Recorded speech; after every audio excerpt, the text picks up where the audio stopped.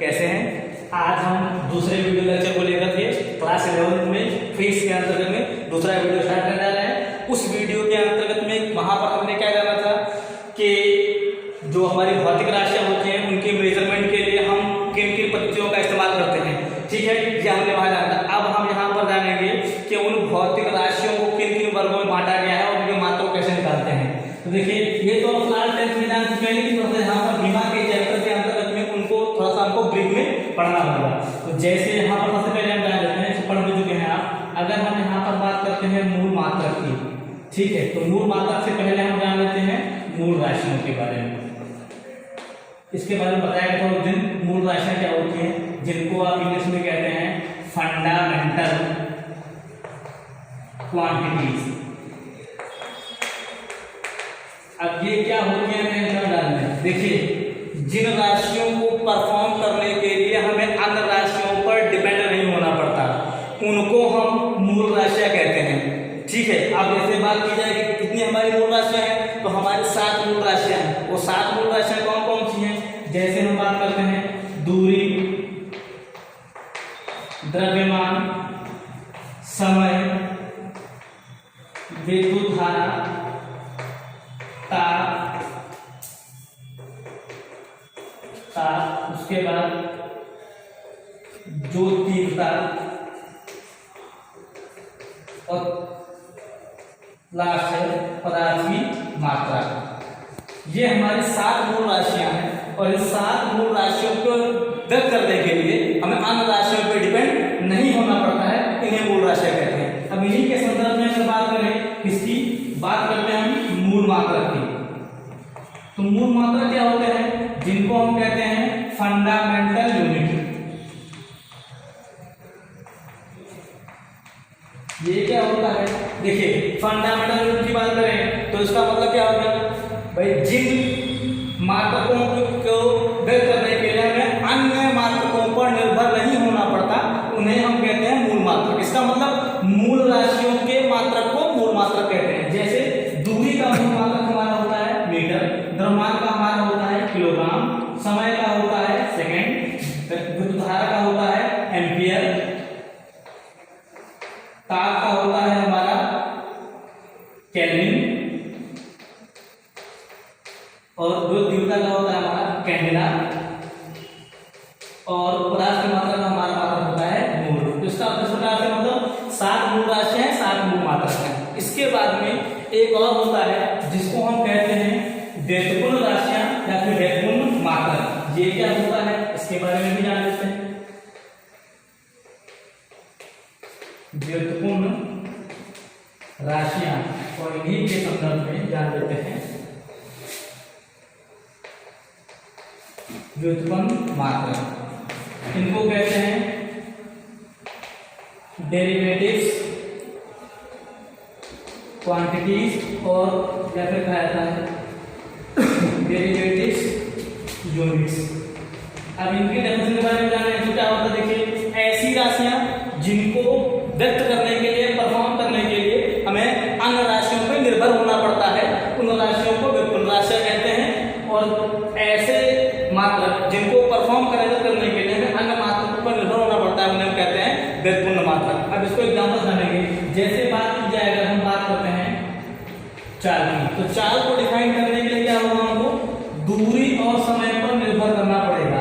अब चाल बराबर समय, इसका मतलब ये कि चाल को अगर डिफाइन करना हो तो हम चाल को बिना दूरी और समय पर निर्भर हुए बिना हम इसको डिफाइन नहीं कर पाएंगे। तो ऐसी जितनी भी राशियां होती हैं, इनको परफॉर्म करने के लिए हमें अन्य राशियों में निर्भर होना पड़ेगा, उन्हें हम व्युत्पन्न राशियां कहते हैं। इस पर मात्रक निकालते हैं, तो चाल का मात्रक क्या होगा? देखिए, इसके आधार पर क्या होगा यहाँ पर?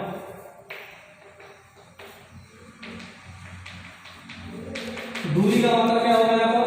मीटर। समय का मात्रक हमारा क्या होगा? सेकंड। तो क्या हो गया?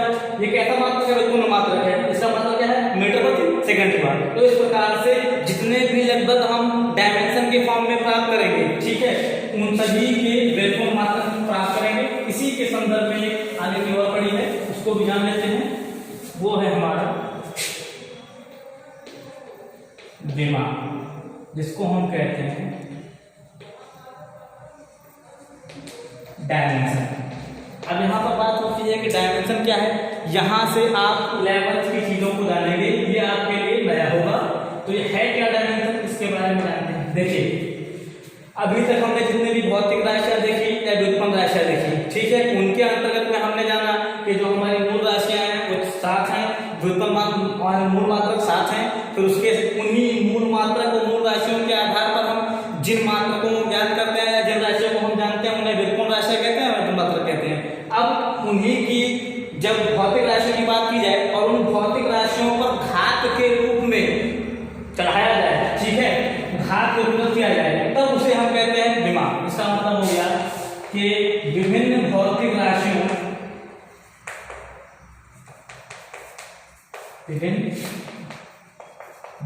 राशियों की घातों के रूप में व्यक्त करने की क्रिया को विमा कहते हैं। अब ये कैसे हम जानेंगे, देखिए अगर हम 7 जो हमारी मूल राशियां हैं और उनके मात्रक की बात की है, जैसे पहला आपका है दूरी, द्रव्यमान, समय, विद्युत धारा, ताप, ज्योत तीव्रता और पदार्थ की मात्रा। तो ये 7 हमारे मूल राशियां हैं। इन 7 के मूल मात्रक क्या है, दूरी का मात्रक मीटर, द्रव्यमान का मात्रक मीटर, इसका मात्रक किलोग्राम, समय का मात्रक सेकंड, विद्युत धारा का मात्रक एम्पियर, ताप का मात्रक केल्विन, ज्योत तीव्रता का मात्रक कैंडिला, पदार्थ का मात्रक मोल, ठीक है। अब इसी के संदर्भ में अगला प्रॉब्लम में इस विमा की बात करते हैं। तो द्रव्यमान की विमा हमेशा रखिएगा, विमा को सदैव स्क्वायर ब्रैकेट से परफॉर्म किया जाता है। तो स्क्वायर ब्रैकेट में क्या लिखेंगे, दूरी के लिए क्या लिखते हैं हम, देखिए m है तो लेंथ से दिखाते हैं, तो सीधे क्या लिखा जाएगा l, ठीक। द्रव्यमान को दिखाते हैं m से, तो स्क्वायर ब्रैकेट में दिखाएंगे किससे, m से। समय की बात करें तो दिखाते हैं टाइम से t, ये हो गया। धारा की बात करें तो धारा दिखा देते हैं मात्रक को एम्पियर से, a से। अब यहाँ पर ताप की बात करें तो ताप को दिखा देते हैं यहाँ पर, ठीक है।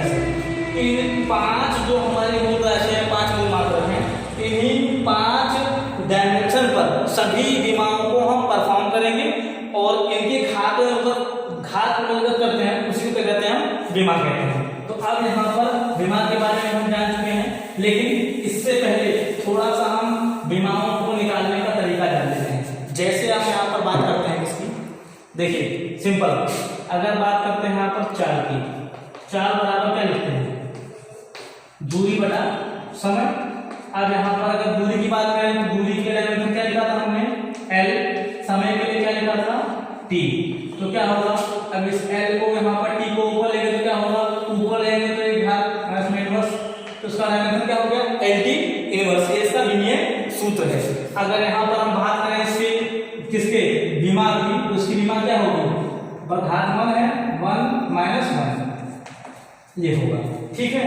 तो इस प्रकार से और उसके निकालने से हम बात करते हैं, यहाँ पर बल की बात करते हैं। बल बराबर क्या लिखते हैं, द्रव्यमान गुणे त्वरण। तो द्रव्यमान के लिए क्या लिखेंगे यहाँ पर m, और त्वरण की बात करें तो आप जानते हैं वेग परिवर्तन किधर कहते हैं हम, त्वरण कहते हैं। उसका मतलब क्या होगा, वेग, तो वेग के लिए क्या निकाले, वेग को चाल, वेग क्या है सदिश राशि है और चाल कैसी है आपकी अदिश राशि है, मतलब स्केलर क्वांटिटी है। तो चाल के लिए lt इनवर्स, वेग परिवर्तन बड़े समय, समय के लिए t लेंगे तो क्या हो जाएगा यहाँ पर m, फिर उसके बाद में l, t को ऊपर लेंगे कितना -2, तो कितना हो जाएगा m l t की पावर -2। इस प्रकार से हम डायमेंशन को यहाँ पर फाइंड करेंगे।